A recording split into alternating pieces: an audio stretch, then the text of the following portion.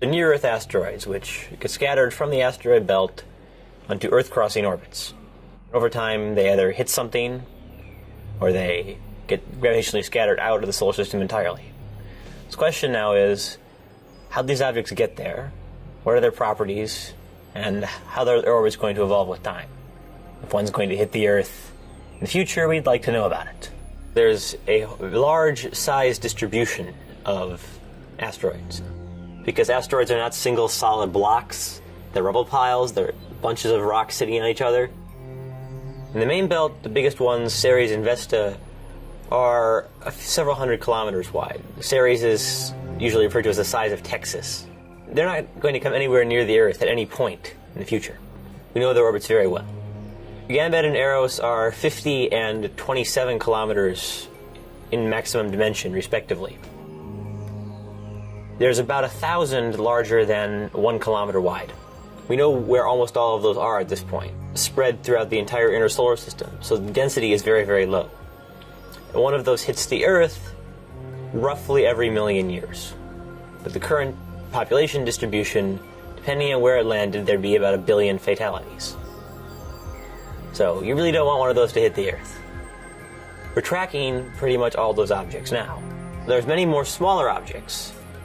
The current plan is to find 90% of all objects larger than 140 meters. An object that size, if it hits, would flatten an area the size of a city. The last time something like that happened was the Tunguska impact in Siberia in 1908. Much smaller objects, they don't hit the ground. They burn up in the upper atmosphere. So there's not much compelling reason to go even smaller. There's exactly one that has a significant chance of hitting the Earth. It's called 1950 DA. We don't know the outcome of that encounter, which would be March 16th of 2880.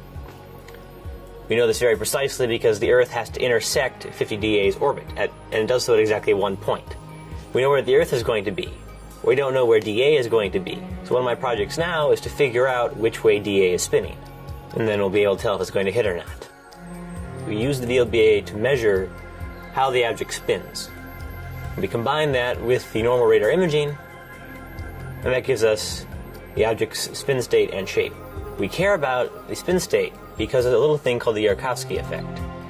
If you have an object out in space, one side's illuminated by the sun, now you have radiation pressure, sunlight bouncing off the surface and the heat being re-radiated from it produce a reaction force and push the object.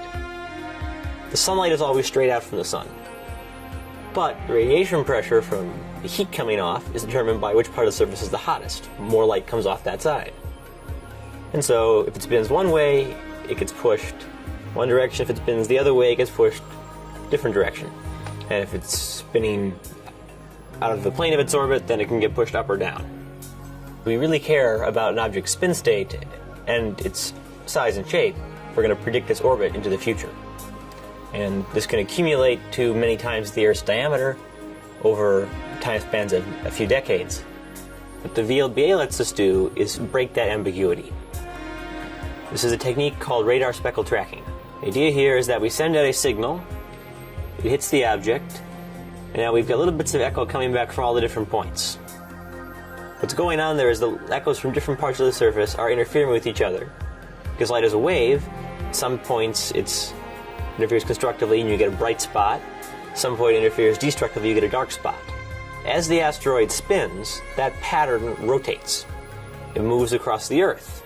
And so if we've got stations spaced close enough together so that they see the same speckles, they see them at slightly different times, and we can compute the time lag between a bunch of different stations. And we get the direction and speed of the speckle motion. And that tells us the object's spin state. The particular object I mentioned, 1950 DA, cannot be observed with the VLBA for a couple of decades. So if we can't figure out its spin state using other observations, and we're trying, either I or somebody else will hopefully use the VLBA or whatever instrument replaces it to make those observations and tell if DA is going to hit the Earth or not.